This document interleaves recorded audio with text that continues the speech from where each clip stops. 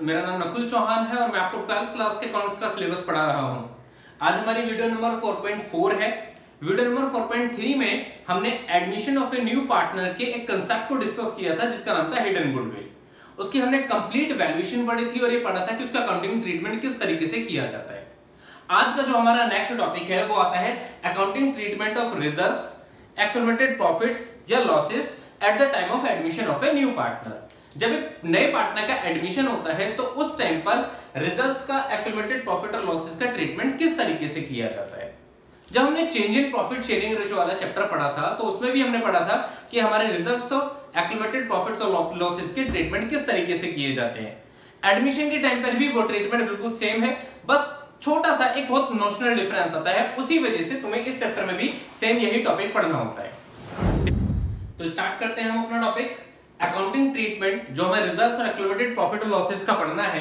In accounting treatment में जो terms हमें पढ़ने होंगे उसमें सबसे पहला टर्म आता है जनरल रिजर्व।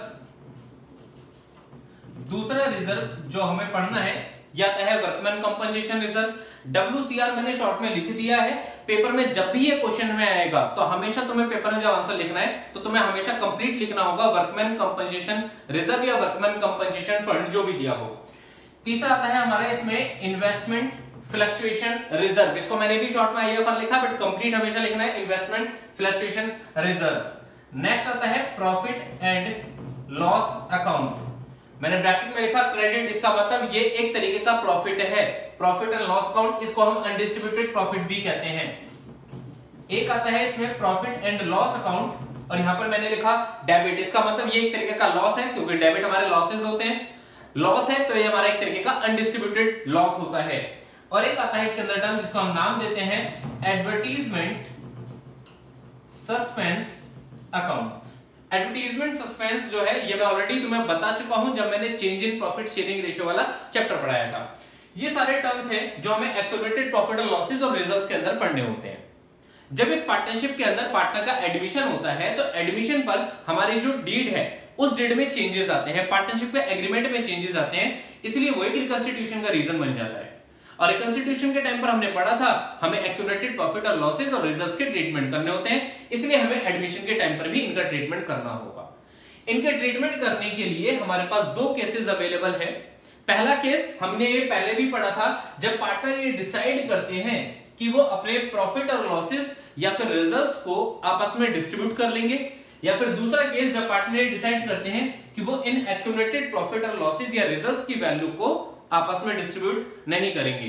मतलब जब भी पार्टनरशिप एग्रीमेंट में कोई चेंज होगा, रिकंस्टिट्यूशन होगा, तो रिकंस्टिट्यूशन पे ये पार्टनर डिसाइड करते हैं कि वो जितने भी उनके प्रॉफिट और लॉसेस थे जो अनडिस्ट्रीब्यूटेड थे और जितने भी उनके रिजर्व्स थे वो डिसाइड करते हैं उनको हम क्या करेंगे आपस में डिस्ट्रीब्यूट कर लेंगे। या फिर वो क्या डिसाइड करते हैं उस चीज को हम अपने बिजनेस के अंदर रिटेन करेंगे, उसको हम आपस में डिस्ट्रीब्यूट नहीं करेंगे। पेपर में जब भी तुम्हें रिजर्व और एक्यूमुलेटेड प्रॉफिट्स लिखा हुआ नजर आए, प्रॉफिट और लॉसेस जो भी इनमें से लिखा हुआ नजर आए, उसके बारे में सबसे पहले ये ढूंढ लेना कि वो क्वेश्चन क्या कह रहा है, कि वो डिस्ट्रीब्यूट करना चाहते हैं या वो डिस्ट्रीब्यूट करना नहीं चाहते। अगर क्वेश्चन में कुछ भी मेंशन नहीं है, क्वेश्चन साइलेंट है इसके बारे में, तो हमेशा ये मानकर चलना होता है कि पार्टनर के बीच में उन अमाउंट को डिस्ट्रीब्यूट कर दिया जाएगा। क्लियर है? तो चलो पहला केस के अंदर हम पढ़ते हैं जब पार्टनर ये डिसाइड करते हैं कि रिजर्व्स और एक्यूमुलेटेड प्रॉफिट और लॉसेस जो है वो उनमें डिस्ट्रीब्यूट करे जाएंगे। डिस्ट्रीब्यूट में दो चीजों का ट्रीटमेंट होगा। पहला for reserve and accumulated profits, reserves का और एक्यूमुलेटेड प्रॉफिट्स का, और दूसरा फॉर एक्यूमुलेटेड लॉसेस। रिजर्व जो होते हैं वो हमारी लायबिलिटी होती है और लायबिलिटी के सारे बैलेंसेस क्रेडिट होते हैं। एक्यूमुलेटेड प्रॉफिट्स जो है ये हमारे बताया था मैंने, ये एक ऐसे प्रॉफिट है जो डिस्ट्रीब्यूट नहीं हुए, अनडिस्ट्रीब्यूटेड प्रॉफिट है। और अनडिस्ट्रीब्यूटेड प्रॉफिट का मतलब इसको डिस्ट्रीब्यूट करना पड़ेगा, तो ये भी तो एक लायबिलिटी है, इनके बैलेंस भी क्रेडिट होते हैं। तो अगर मैं इन दोनों की बात करूं तो ये दोनों शो करते हैं क्रेडिट बैलेंसेस को। जो रिजर्व्स है और एक्यूमुलेटेड प्रॉफिट्स है इनके बैलेंस होते हैं क्रेडिट। बट अगर मैं एक्यूमुलेटेड लॉसेस की बात करूं तो ये अनडिस्ट्रीब्यूटेड लॉसेस हैं। ये ऐसे लॉसेस हैं जो अभी तक डिस्ट्रीब्यूट नहीं करेंगे पार्टनर्स में। पार्टनर्स में डिस्ट्रीब्यूट करने का मतलब है कि पार्टनर से इन लॉसेस को चार्ज करना है, और जिस चीज को हमें पार्टनर से चार्ज करना होता है वो हमारे बिजनेस के लिए हमारी एसेट्स को रिप्रेजेंट करते हैं। तो ये हमारे बिजनेस की एक एसेट है और एसेट के बैलेंस होते हैं डेबिट। तो ये हमेशा तुम्हें एसेट में गिवन होगा और इसका बैलेंस है डेबिट। अब अगर मैं कहता हूं कि पार्टनर ये डिसाइड करते हैं कि उनको डिस्ट्रीब्यूट करा जाएगा, तो क्रेडिट बैलेंस को अगर डिस्ट्रीब्यूट करना है तो डेबिट करना पड़ेगा, और डेबिट बैलेंस को अगर डिस्ट्रीब्यूट करना है तो क्रेडिट करना पड़ेगा। बट किस में डिस्ट्रीब्यूट होगा, बस यहां पर यही चीज चेंज हो जाती है। जो change in profit sharing ratio में हमने ये वाला कंप्लीट ट्रीटमेंट पढ़ा था, पहले जो था उसमें हमने लिखा था कि पार्टनर्स में ये डिस्ट्रीब्यूट कर दिया जाएगा। बट अब क्या चेंज होगा, क्योंकि बिजनेस में एक नया पार्टनर आया है, क्या उस नए पार्टनर को भी इसका प्रॉफिट का शेयर मिलना चाहिए, क्या रिजर्व का शेयर मिलना चाहिए? तो यहां पर इसी चीज में ये चेंजेस आने वाले हैं। देखो, अगर हम रिजर्व और एक्यूमुलेटेड प्रॉफिट और लॉसेस में इसको डिस्ट्रीब्यूट कर, रिजर्व को और एक्यूमुलेटेड प्रॉफिट और लॉसेस को डिस्ट्रीब्यूट करते हैं, तो एंट्री क्या पास होगी, जो भी हमारे पास रिजर्व होगा, रिजर्व अकाउंट डेबिट। हमने डेबिट क्यों करा, क्योंकि ये क्रेडिट बैलेंस था, डिस्ट्रीब्यूट करा तो लायबिलिटी कैंसिल आउट होगी डेबिट से, तो रिजर्व डेबिट हो जाएगा। या कोई हमें रिजर्व अकाउंट डेबिट या फिर एक्यूमुलेटेड प्रॉफिट्स, मैंने ACC लिख दिया, एक्यूमुलेटेड प्रॉफिट्स अकाउंट डेबिट, या फिर हमारे पास एक्यूमुलेटेड प्रॉफिट होंगे तो हमने प्रॉफिट को डेबिट करा होगा। रिजर्व कौन कौन से हो सकते हैं, रिजर्व जनरल रिजर्व भी हो सकता है, वर्कमैन कंपनसेशन रिजर्व भी हो सकता है, इन्वेस्टमेंट फ्लक्चुएशन रिजर्व भी हो सकता है। इनमें कोई भी रिजर्व अगर तुम्हें दिया है तो रिजर्व को डेबिट कर दो, या फिर एक्यूमुलेटेड प्रॉफिट का मतलब प्रॉफिट एंड लॉस का क्रेडिट बैलेंस दिया हो, इसको डेबिट कर दो। और ये डिस्ट्रीब्यूट होंगे किसमें, नया पार्टनर जब बिजनेस में आता है तो ये नए पार्टनर की वजह से क्रिएट नहीं हुए थे, इन सब का जो क्रिएशन है, जनरेशन है, वो करा था किसने, ओल्ड पार्टनर्स में। तो ये डिस्ट्रीब्यूट भी सिर्फ ओल्ड पार्टनर्स में ही होंगे। एडमिशन के टाइम पर जब इनका डिस्ट्रीब्यूशन होता है तो किसमें डिस्ट्रीब्यूशन होगा, to old partners capital account. इनको हम ओल्ड पार्टनर्स में उनके कैपिटल अकाउंट में डिस्ट्रीब्यूट कर देंगे। क्लियर है? अब क्वेश्चन आता है कि ये जो डिस्ट्रीब्यूट करा जाएगा, ये डिस्ट्रीब्यूट किस रेशियो में होगा, उन पार्टनर्स के ओल्ड रेशियो में। नेक्स्ट आता है तुम्हारे इसमें सेकंड, अगर हम बात करते हैं एक्यूमुलेटेड लॉसेस की। एक्यूमुलेटेड लॉसेस कौन कौन से हैं, प्रॉफिट एंड लॉस का जो डेबिट बैलेंस है ये एक एक्यूमुलेटेड एक टोटल लॉस है, एडवर्टाइजमेंट सस्पेंस ये भी एक टोटल लॉस है। अब अगर मैं इन लॉसेस की बात करूं तो लॉसेस का नेचर जो है वो डेबिट होता है, लॉसेस जो है वो डेबिट से बढ़ते हैं। और अगर मैंने इनको क्या करा, डिस्ट्रीब्यूट कर दिया, तो इसका मतलब इनको क्रेडिट से कैंसिल आउट करना पड़ेगा। लॉसेस जब पार्टनर्स में डिस्ट्रीब्यूट होंगे तो पार्टनर्स की कैपिटल घटेगी, और पार्टनर की कैपिटल घटती है डेबिट से, इसलिए पार्टनर के कैपिटल अकाउंट डेबिट करे जाएंगे। एंट्री पार्ट्स होगी किस नाम से, ओल्ड पार्टनर्स, क्योंकि ये भी किस में डिस्ट्रीब्यूट होंगे, ओल्ड पार्टनर्स में। Old partners capital account debit, old partners capital account debit to accumulated losses, जो भी एक्यूमुलेटेड लॉस दिया हो। अगर हमें प्रॉफिट और लॉस दिया है तो प्रॉफिट और लॉस को क्रेडिट कर देंगे, एडवर्टाइजमेंट सस्पेंस दिया है तो एडवर्टाइजमेंट सस्पेंस को क्रेडिट कर देंगे, जो भी हमें एक्यूमुलेटेड लॉस दिया है उस लॉस का हम यहां पर नाम लिखेंगे। ठीक है, क्वेश्चन फिर से वही आता है कि ओल्ड पार्टनर में जो हमने डिस्ट्रीब्यूट करा ये किस रेशियो में, ये करा होगा हमने ओल्ड रेशियो में।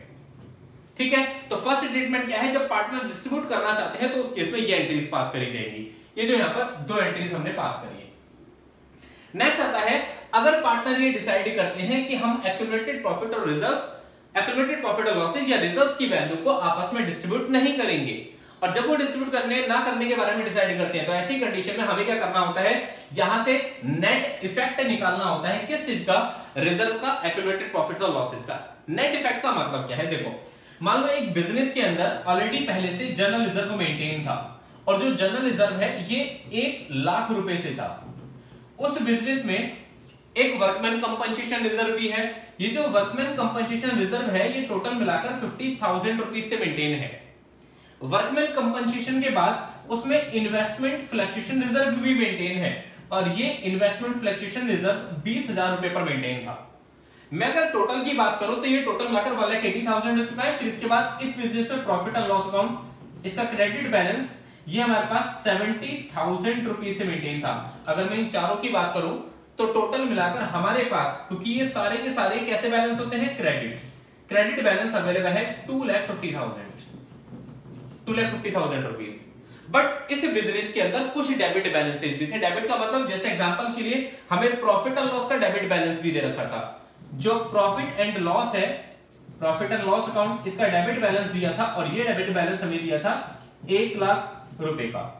अब अगर 1 लाख रुपए डेबिट बैलेंस दिया है तो ये सारे क्रेडिट है, क्रेडिट में से अगर हम डेबिट माइनस करें तो 1 लाख रुपए माइनस करने के बाद जो फिगर आएगी ये आ जाएगी 1,50,000। मान लो एडवर्टाइजमेंट सस्पेंस भी दिया होता, वो भी डेबिट बैलेंस था, तो वो फिगर आ जाती फाइनल। वो फाइनल अमाउंट जो हमारे पास आया जैसे ये हमारे पास 1,50,000 आया है, इसको हम क्या नाम देंगे? Net effect. मैं इसी वाले इफेक्ट की बात कर रहा हूं। सबसे पहले हमें क्या करना है, जब पार्टनर ये डिसाइड करते हैं कि वो इनको डिस्ट्रीब्यूट नहीं करेंगे, किसको? एक्यूमुलेटेड प्रॉफिट और लॉसेस और रिजर्व्स की वैल्यू को। जब ये डिस्ट्रीब्यूट नहीं करेंगे तो ऐसी कंडीशन में सबसे पहले हमें फाइंड करना है इन टोटल रिजर्व और एक्यूमुलेटेड प्रॉफिट और लॉसेस का नेट इफेक्ट। नेट इफेक्ट जब हम फाइंड कर लेंगे तो नेट इफेक्ट दो तरीके से आएगा। जैसे यहां पर हमने नेट इफेक्ट निकाला तो ये पॉजिटिव था। नेट इफेक्ट या तो आएगा पॉजिटिव या फिर नेट इफेक्ट आएगा नेगेटिव। अगर नेट इफेक्ट पॉजिटिव आता है तो पॉजिटिव वाले केस में एंट्री पास की जाती है gaining partners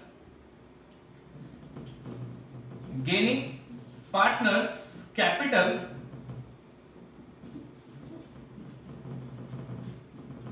account debit, gaining partners capital account debit to sacrificing partner capital account, to sacrificing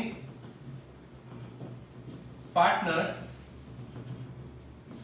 capital account. ये एंट्री पास कर दी जाएगी कब? जब पार्टनर ये डिसाइड करते हैं कि वो रिजर्व्स और एक्यूमुलेटेड प्रॉफिट और लॉसेस की वैल्यू को आपस में डिस्ट्रीब्यूट नहीं करेंगे, और ये ना डिस्ट्रीब्यूट करने का उनका जो नेट इफेक्ट है वो कैसा आ रहा हो? पॉजिटिव आ रहा हो। बट अगर ये नेट इफेक्ट नेगेटिव आ रहा है तो इसकी रिवर्स एंट्री पास कर दी जाएगी। रिवर्स एंट्री का मतलब क्या है? इस केस में जो एंट्री होगी वो इसकी जस्ट रिवर्स होगी, और रिवर्स क्या हो जाएगी? Sacrificing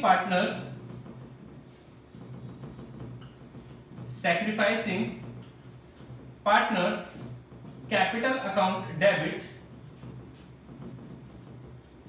sacrificing partners capital account debit to